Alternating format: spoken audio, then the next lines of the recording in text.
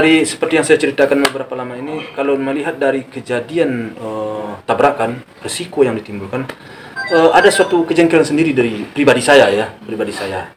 Tapi kebenarannya alam hanya polisi yang penyelidikan.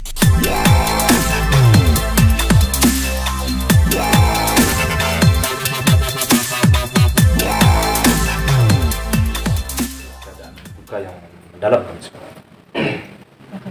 Mungkin katanya hari ini sudah ada pemeriksaan lebih lanjut terhadap Jody, itu sudah diterima kabarnya mungkin oleh Om sendiri? Belum saya terima beritanya. Memang si Jody kayaknya akan diproseskan gitu ya, tapi belum pemberitaan itu belum ada pemberitaan. Soalnya saya sendiri sudah memberi kewenangan kepada pihak polisi. Kita nggak itu. Polisi lah yang akan mengungkap kita. Om, sebenarnya Jody ini sopir atau kerabat bagaimana sih? Sopir. Memang sopir, benar-benar sopir? Ya, sopir. Benar-benar sopir. Dia bekerja lah pada anak saya ini dulu mungkin sebagai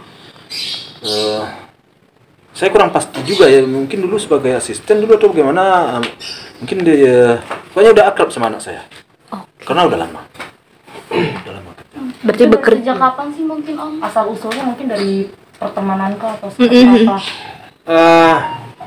Pertemanan sih enggak ya. Dari mana asal usulnya dulu saya kurang paham. Cuman saya waktu datang ke rumah anak saya, ini siapa? Ini dia kerja apa? Kerja sama saya. Oke. Jadi dipakai kadang-kadang bawa mobil, kadang apa. Jadi bagi saya nggak jelas secara terperinci enggak.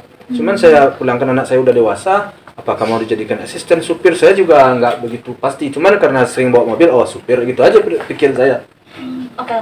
Tapi Om, itu Jody ini selama ini dekat nggak sih Om sama keluarga Om dan Ibu juga? Kalau sama keluarga, sama ibu, sama saya, karena kami rumah berpisah, nggak begitu dekat. Yang dekat kan sama anak saya di sini, sama anak dan menantu saya. Tapi Om, mohon maaf, betul ada hubungan dengan Kak Puji sendiri atau seperti Nggak ada. Kan pemberitaannya mohon maaf ada hubungan spesial. Nggak ada. Ya setahu saya nggak ada. Artinya sudah bekerja di sini selama 1 tahun atau berapa lama? Lebih kali.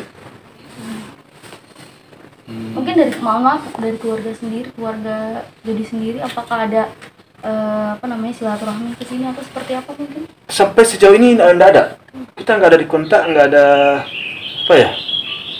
nggak ada dia datang, nggak ada. Tapi betul nggak sih Om, ini kan beredar juga di artikel bahwasannya Vanessa. Maaf, menyinggung lagi soal Jody. Kan tadi belum ada itikat untuk komunikasi ke keluarga Om. Untuk kedepannya dari pihak keluarga akan menjalin komunikasi untuk mencoba berkomunikasi dengan Jody kembali atau diserahkan semuanya ke polisi? Kalau melihat dari seperti yang saya ceritakan beberapa lama ini, kalau melihat dari kejadian tabrakan, risiko yang ditimbulkan, ada suatu kejengkelan sendiri dari pribadi saya ya, pribadi saya. Tapi kebenarannya alam hanya polisi yang penyelidikan. Jadi saya maunya memang terhadap Jody ini hukum ini memang ditegakkan. Kalau memang dia bersalah, ya hukum dia. Itu mau saya.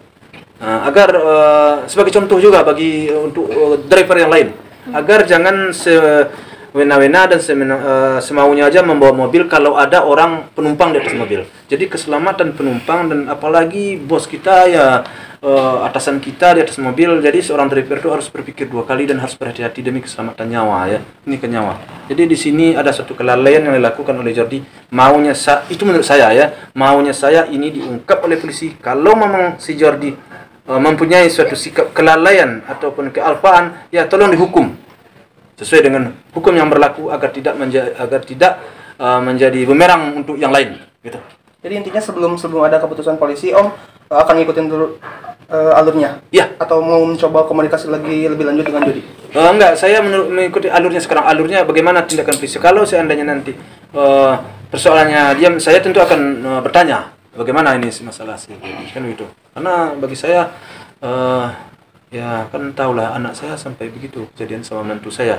Kalau saya menyimpulkan karena belum ada keputusan polisi, tentu kesimpulan saya kelalaian seorang driver, kan gitu ya.